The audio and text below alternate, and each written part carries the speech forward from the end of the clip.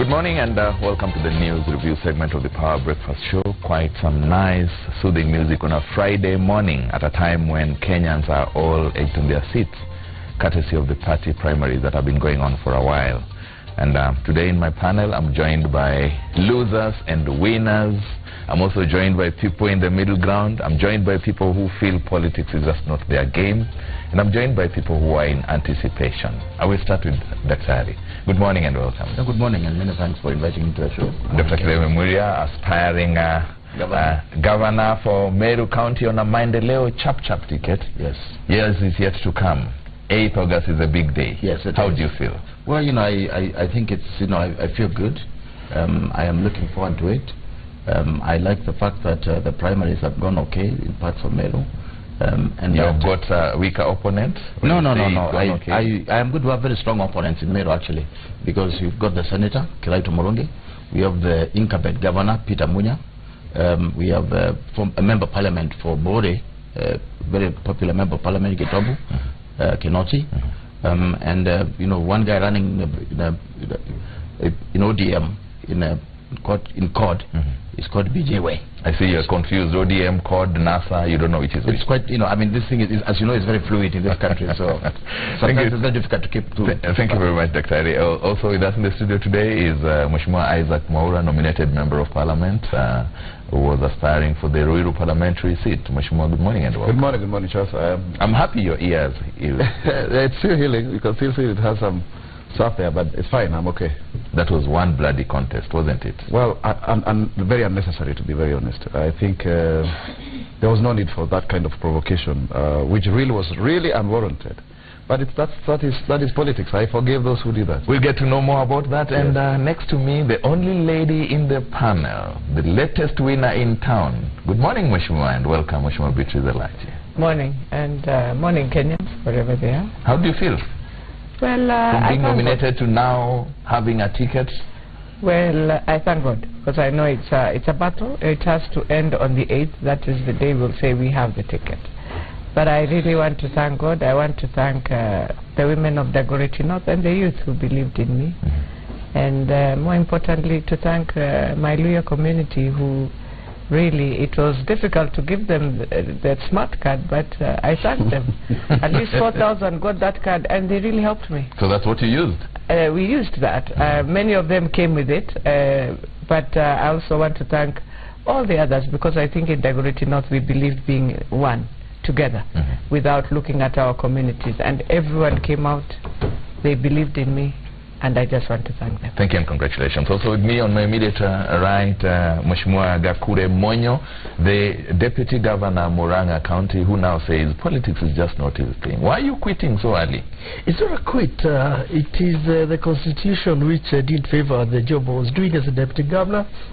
And I saw, since we didn't rhyme well with my governor, I saw that I didn't have to continue. I have virtues which I have to protect and live by, and that is what I've made to decide that I better do what I know best, being a businessman. Yes. Quite interesting. And of course, on my extreme right, finally, they normally say last but not least. I don't like the cliche. You have marginalized me. I'm on the fringes. The non-politician in the team, Barack Muduka. Good morning and welcome, Charles. Good to see you again. How does it feel just being such an expert in political matters but don't have the guts to get into politics? Oh, well, you have seen what is happening there, and you have seen that Mheshimiwa, the Deputy Governor, has been there.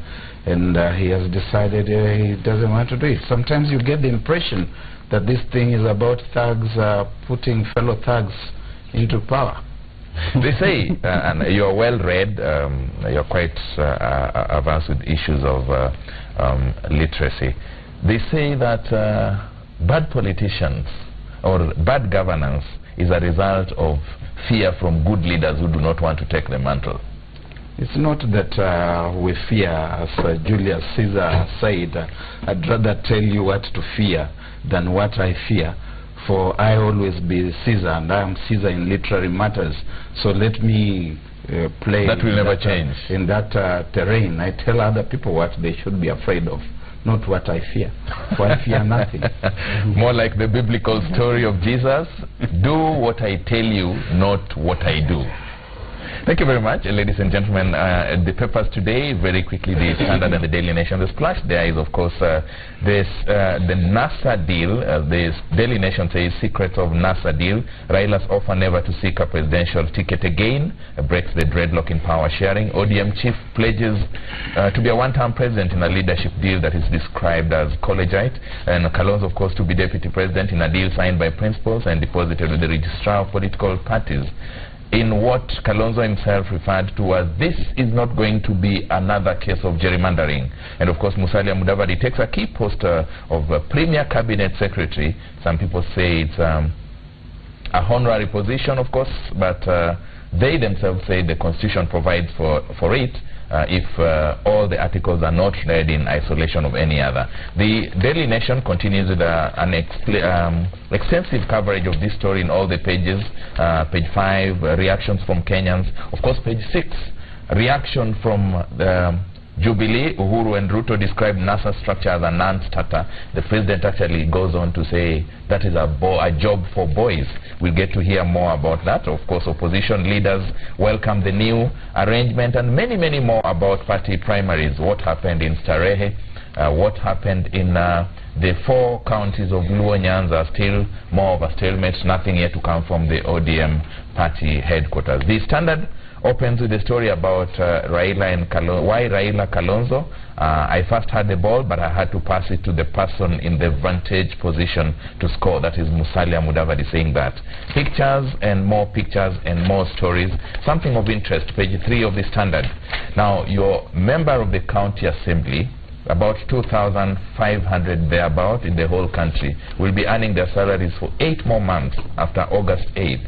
This is courtesy of a court ruling by Justice Edward Murithi, who now says that the 2,500 MCAs across the country will get an average 416 million shillings per month until March next year. That is the end of their term.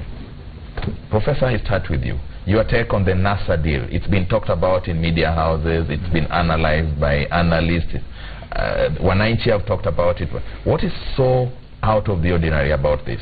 A replica of 2013? Well, you know, I think it's not very different. I think the only bit that is different is that they have managed to get someone from the Rift Valley, you know, which is a Jubilee stronghold. So in that way, it complicates the equation a little bit for Jubilee. The other thing is, I think it was expected that Raila would be the flag bearer, but you know, to say that he would do one term, I hear this was the agreement again last time. So I don't think, you know, with regard again to the tribal arithmetic of our politics, nothing really, you know, exceptional. So again, it's an alignment of leaders of ethnic groups. I always say this is my problem in Kenyan politics. People get together because, you know, with regard to the tribes that they come from, as opposed to, you know, being brought together by any ideologies. It's not very different what they stand for. I mean, you know, it's not clear that they have any different ideologies, any different principles from Jubilee. I think they are all talking about the same thing. So I don't know. I think it's still a problem in this country that we have to continue, you know, doing our politics along tribal lines as opposed to being brought together because we believe in certain things that we hold to be true and want to bring out to Kenya. I would love to know from you how tribalism comes to the fore in this, but before then, Barack, your take on this. Anything new or same old story? First, I want to recognize that I'm in a Jubilee den, and because I'm in a Jubilee den, I may have to remove my cap of neutrality and speak a bit more through what I consider to be the prism of the other side. And I want to guarantee you about your safety and your interest, much as you feel you're in the I told you, I don't fear anything. I tell people what they should be afraid of. Yeah, but I recognize that they are not here. They should be here speaking for themselves.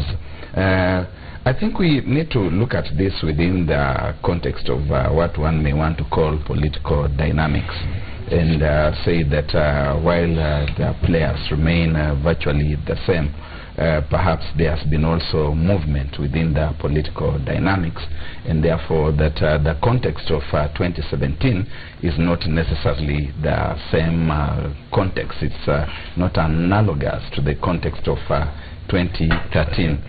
There is a sitting government which has had an opportunity to attempt to implement the things that it promised, and that's going to be placed on the weighing scales. It's not just going to be a question of whether people consider that these are good guys, they're the best sides that should be perhaps getting into the next government.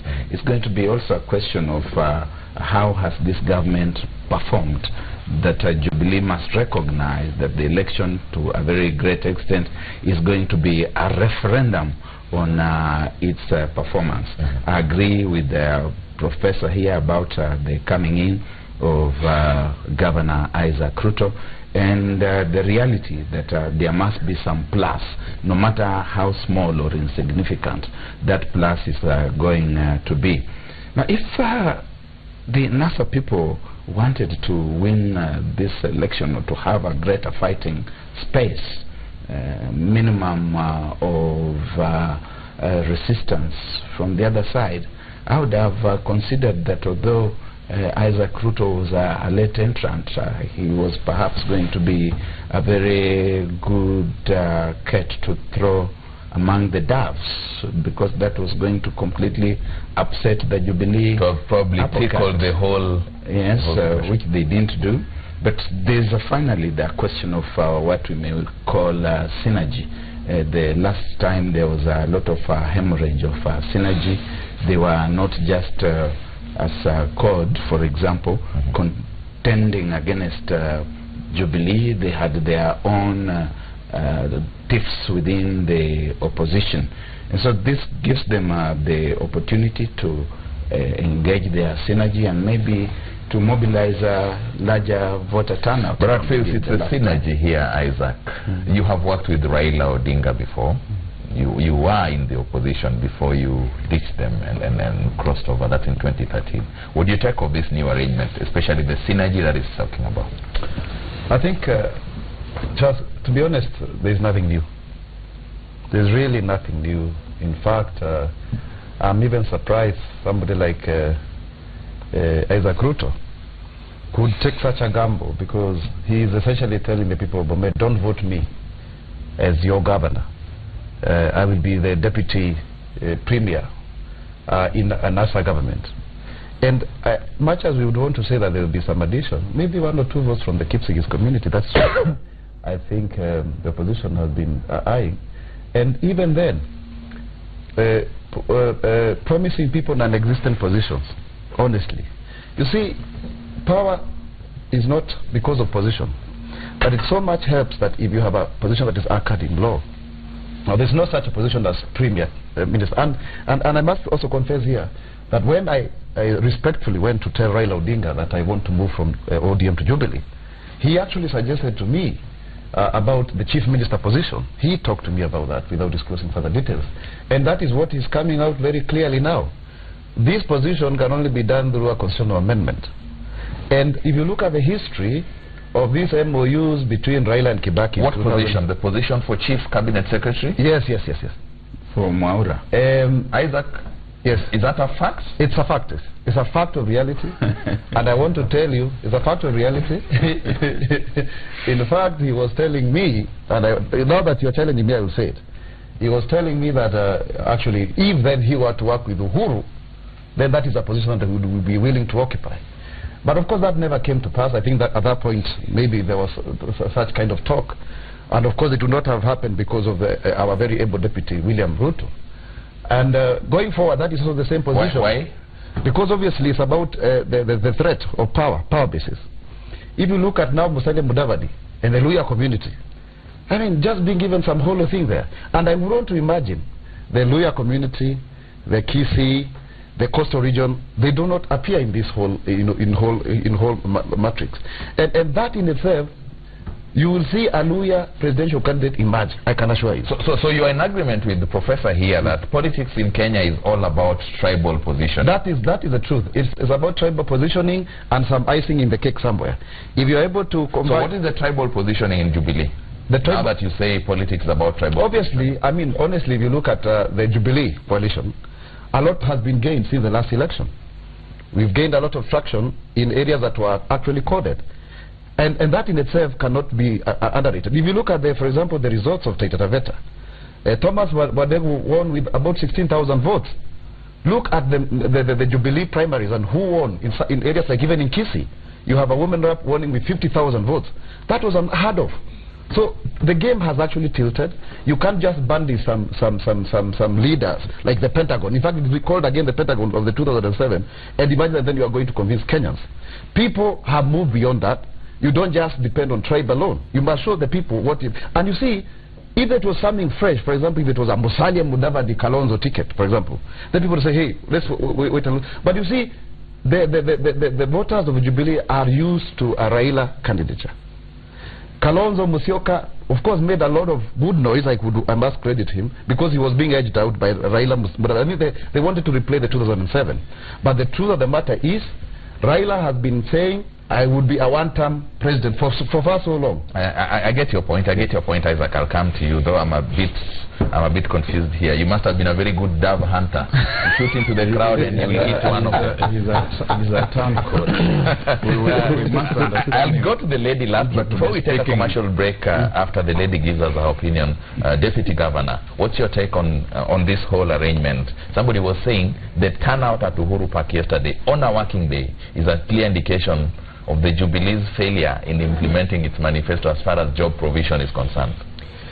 I've said here before that we never expected anything new than the lineup we got. And if you would remember, the CORD brigade had said that the 2017 elections will be won at the voter registration exercise, if you would remember. And that now confirms that there was nothing new to come. They had to have put that right now. Maybe they were waiting for Isaac Ruto. But however, if you look at what is on the table for Isaac and Moses Wetangula, is that they are candidates in other positions. They're being told, in case you don't make it the other side, we'll come and try to make something called deputy premier. The only person who will not be a candidate is Musalia Mudavadi, who's waiting to be a chief cabinet secretary.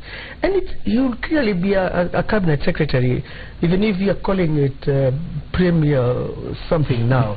But eventually you'd end up being a cabinet secretary if they make it. And the chances are very few, because it's a repeat of the 2013. What they would be anticipating is discrediting the government on what maybe they would perceive has not been done. But it will be a clear repeat of 2013. And this time round, I think the Jubilee base is a bit more solid than it was last time. And you'll see now people from nomination like Senator Irachi will be in need hunting for votes directly as candidates. And I can assure you and tell you, it will be a thorough beating this time round. British. Yes.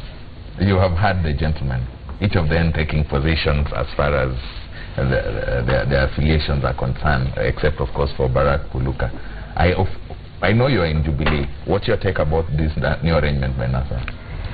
Well, first of all, well, congratulations to the team. I think now the house is full. They know now where they are headed. But at the same time, I think they need to understand this electorate. And if they see what is happening to governors, they need to ask, all of them, both sides. I mean, the electorate also is speaking somewhere very differently. So it is not how you package. It is you have to go back to your backyard and listen. Listen to your backyard, because you can have a lot of surprises from that backyard. And it is a backyard where now you have your 70% who are thinking very differently also. They don't understand all these things you're doing. So you give them, they look at you, but in the end they are focused on a very different agenda. For me, I find it's going to be very difficult in all their backyards, because every of the candidature was pushed to become a presidential candidate. For me, I want to now see how, I know in Western, and you remember 2 weeks before, or even a month before, Musalia was really pushed. You look at all the social medias and everything, and he was told, if there's no Musalia, there's no this. So now he wants to go back to that backyard. I don't know what he's going to tell the backyard, whether it is a premier, whether it is a cabinet secretary now you have taken. So there's a lot in that. Kalonzo will go to his backyard, and they will tell him, we told you, you have assisted the former premier twice.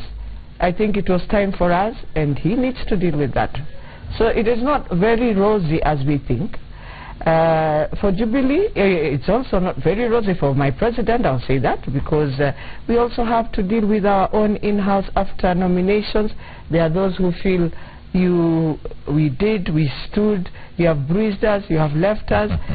And so he has to go and speak back to the backyard for having a team that might be a bit rebellious to you, and they have votes.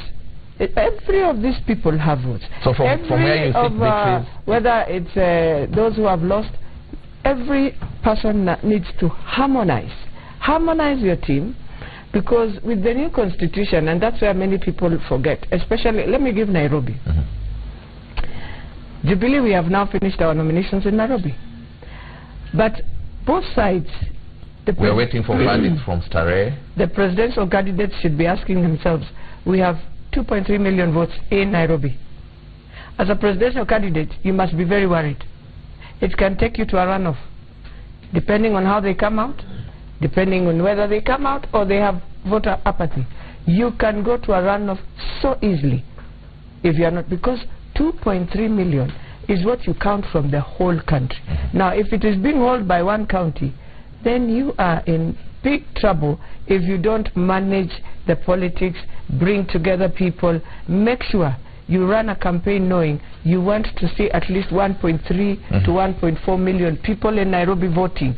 Either way, but they have to vote for you to ensure that you are safe. Quite objective insights there from Beatrice Elachi. I wasn't expecting that real position you've taken, which was supposed to belong to Barack Muluka.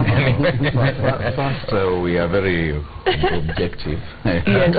Of course we all are, depending on where we are sitting. And I want us to take a break. And we're also very subjective, because that is also politics.